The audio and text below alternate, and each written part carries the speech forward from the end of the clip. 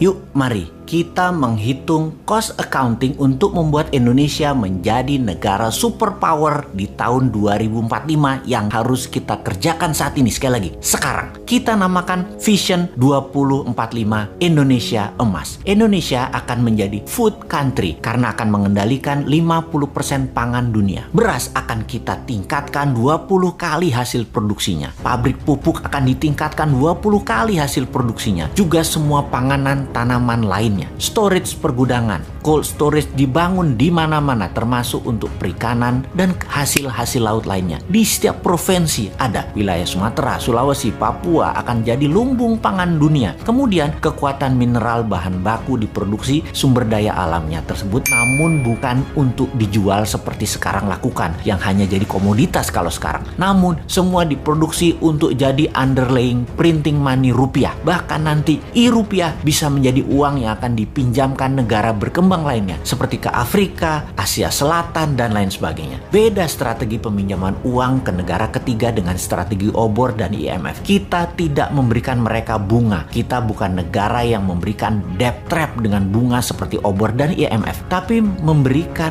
finish produk yang mereka buat untuk Indonesia dengan harga 20% lebih murah untuk produk dan bahan yang Indonesia tidak bisa produksi. Lebih elegan cara kita. Namanya juga New Mind. Lalu kita akan menguatkan kekuatan armada perang kita dengan 4 angkatan perang dengan kekuatan laut didahulukan. Armada laut dan transportasi laut Indonesia akan menjadi terkuat di dunia karena akan membangun kapal mulai dari kapal nelayan hingga kapal kargo, mother vessel hingga kapal perang. Kita akan kembalikan kekuatan kerajaan Sriwijaya dan Majapahit. Ditambah mata elang kekuatan pesawat udara jarak pendek di mana Indonesia akan memproduksi pesawatnya Pak Habibie. Lalu kekuatan Space Army dengan satelitnya ada di mana-mana. Lalu kita akan membangun infrastruktur jalanan, rel kereta api, pelabuhan kapal laut, terminal bus, dan truk kargo untuk mobilisasi produk dan manusia termasuk memproduksi kendaraannya. Lokal kontennya harus mendekati 100% semua proyek ini. Dan ada sebuah hal yang penting lagi, yaitu membangun 10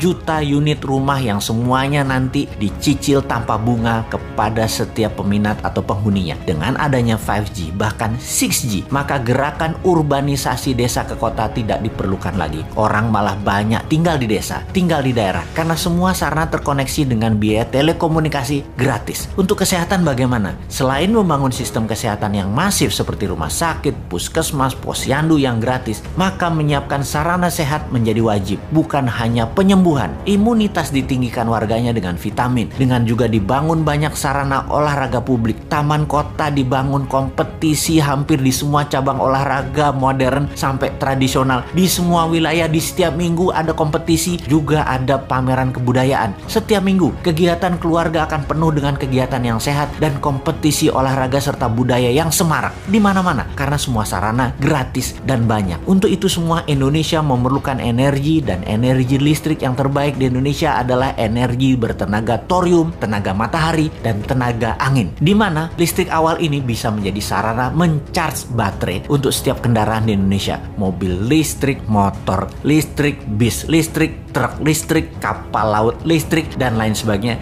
Hingga power plant tenaga batu bara yang merusak lingkungan itu akan hilang dalam 5 tahun ke depan. Cost accounting ini mohon ditambah lagi ya sahabat. Capek juga berhalu sendirian. Wahai sahabat New Mind, halunya dilanjutkan di komen Anda di bawah ini. Tenang, uangnya ada. Pastinya bukan pakai hutang negara lain ala janji suci yang lalu ya.